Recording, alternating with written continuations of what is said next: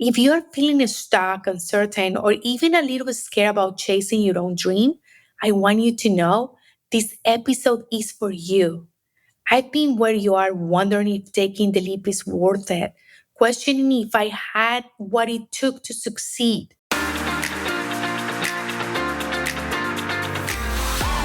Welcome to At What Point, the podcast where we dive into the real, raw, and rewarding journey of personal and professional growth. I'm Catherine, your host, here to guide you through mindset shifts, powerful aha moments, and the resilience it takes to thrive no matter what life throws your way. Whether you're climbing the corporate ladder, taking the leap into entrepreneurship, or just looking for that boost of motivation, you are in the right place. Let's dive in. Have you ever thought about what it will feel like to leave a steady, secure job and pursue a dream that feels so big it's almost intimidating? Well, I've been there. I was in a leadership position in corporate America, climbing the ladder, making good money, and on the outside, it looked like I had it all together. But inside, I felt trapped. I wanted more. I wanted freedom. Freedom to be there for my son Luca, who was 8 years old and navigating the challenges of autism. And I also wanted freedom to spend more time with my teenage daughters during a phase of their lives when they needed me the most. Leaving that job was one of the scariest decisions I ever made. The fear of walking away from stability and a steady paycheck and the security of benefits was real. I had so many what ifs running through my mind. What if I fail? What if I couldn't provide for my family? What if this dream of freedom turned into a nightmare? But here's the thing, as scary as it was, staying in a job that no longer aligned with my values and goals felt even scarier. It felt like a slow drain on my happiness, my energy, and my ability to truly be present for my loved ones. Taking that leap of faith was not just about leaving a job, it was about reclaiming my life. And while the road was anything but smooth, it set me on a path that has led so much growth, fulfillment, and a life I can genuinely say I love. Today, I want to share with you the three key things that helped me go from that unknown leap to building a six-plus figure coaching business in just a few years. Because if I can do it, I know you can do it too. If you're feeling stuck, uncertain, or even a little scared about chasing your own dream, I want you to know this episode is for you. I've been where you are, wondering if taking the leap is worth it, questioning if I had what it took to succeed. And the truth is, no one feels completely ready. But every step forward starts with that one brave decision to begin. And that brings me to the first key that transformed my journey. Just do it. I know, easier said than done, right? But let me explain. When I started, I thought I had everything figured out. I was coming from a corporate background with expertise in sales and marketing, and I assumed that knowledge will automatically translate to success in my new business. Spoiler alert, it didn't. My first offer flopped hard. I remember that I was so excited to launch, but it didn't go as planned. And for a moment, I questioned everything. But instead of giving up, I used that failure as fuel. I stepped back, reflected, and realized that while I had the skills, I didn't yet have the strategy. So, what I did, I hired a mentor. I also invested in a couple of courses from top industry leaders, not just to learn, but to experience firsthand what successful online businesses were doing. That investment wasn't just about gaining knowledge, it was about building a foundation. I learned how to create a strategy that worked for my business, and that was rooted in market research. And let me tell you, market research is where so many people get it wrong. Most of us think we know what our audience wants, but the truth is, We're often guessing based on our perspective, not theirs. Real success comes when you stop assuming and start truly listening. So I made it a priority to reach out directly, whether it was my potential client, past colleagues, or even strangers on social media. I asked thoughtful questions to understand their pain points, their desires, and the gaps they were seeing in the market. It wasn't just about answers I got. It was about the patterns those answers reveal, why they were not finding what they needed, what frustrations kept them awake at night. These conversations helped me uncover real and actionable insights. Let me give you an example. I realized that many people felt overwhelmed by the amount of conflicting advice online. They didn't just need guidance, they needed clarity and actionable steps. And that realization shaped my offers and also my messaging. Every time I created something and hear feedback like, this is exactly what I have been looking for, it reinforced how important that initial research was. The key was not just creating something great, it was creating something that deeply resonated with my ideal client. And that's a game changer in any business.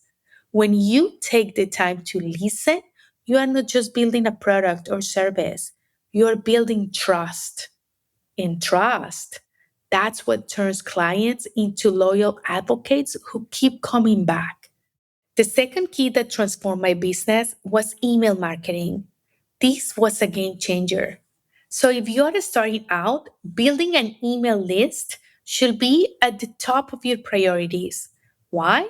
Because while social media is great, you don't own it. Algorithms change, accounts get hacked, but your email list, that's yours. It's your direct line to your audience.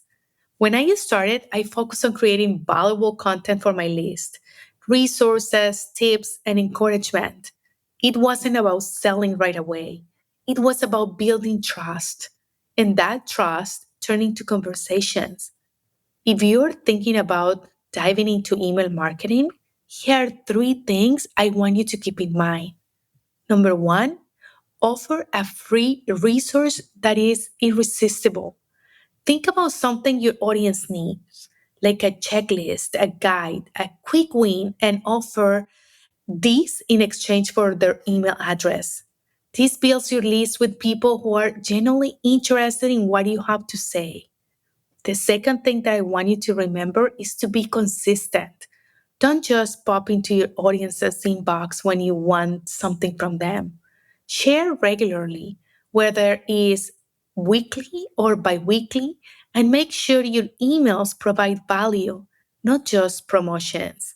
Let them know that you are there for them. Let them look forward to hearing from you. Last, speak like a friend. Write your emails the way you talk to someone you care about. Be relatable, be yourself, and always include a clear call to action, whether it's clicking a link, replying to your email, or reading your latest blog post. Email marketing is not about having the biggest list, it's about building a connection with the people on it. You don't need thousands of subscribers to make an impact. What you need is a relationship with the ones you have. Think of your email list as a group of people who have invited you to their space. They're there because they want to hear from you, learn from you, and hopefully work with you. Every message you send is an opportunity to deepen that relationship by showing up authentically and offering value. But here's the truth.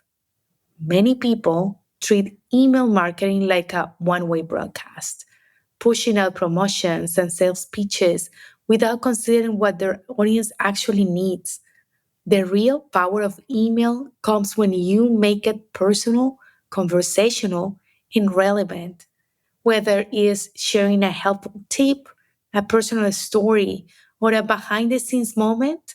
It's about creating a connection that feels human, not transactional. And when people feels connected to you, they trust you. And that's when your email list transforms from just a list into a loyal community. One thing I have discovered is that building these kinds of connections doesn't happen in isolation.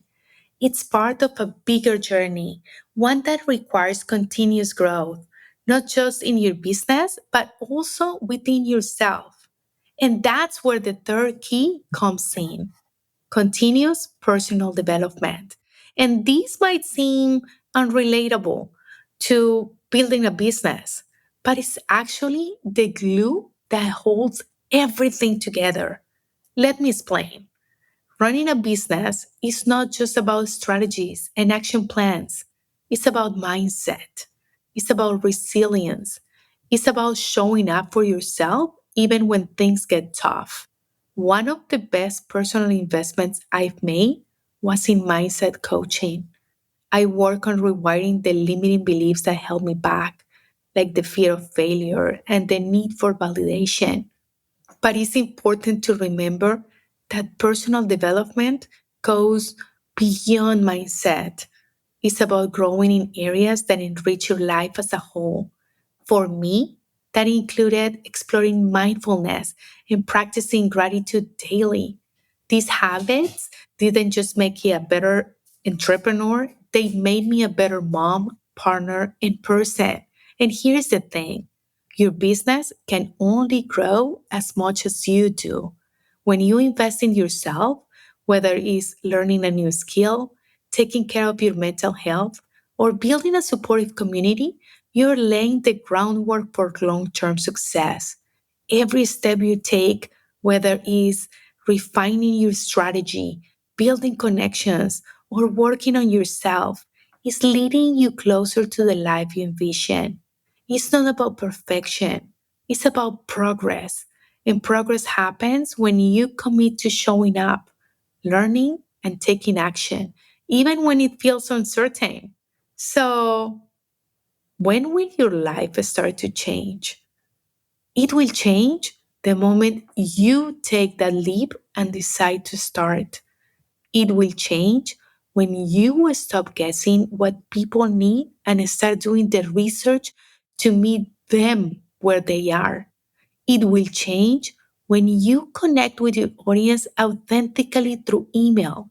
And it will change when you commit to growing not just as a business owner, but as a person. So, at what point will you stop waiting for the perfect time and realize that the right time is now? At what point will you stop letting fear hold you back and start betting on yourself? Friend, the life you want is on the other side of action, growth, and trust in your ability to make it happen. So take the first step today. You got this. Thanks for joining another episode of At What Point. I hope today's conversation sparked some inspiration for your journey of growth and transformation. If you enjoyed this episode, don't forget to visit katherinebeltran.com/podcast for show notes, special discounts on coaching packages, and freebies to help you keep moving forward. And last but not least, if you haven't already, make sure to subscribe so you never miss a show. See you next time.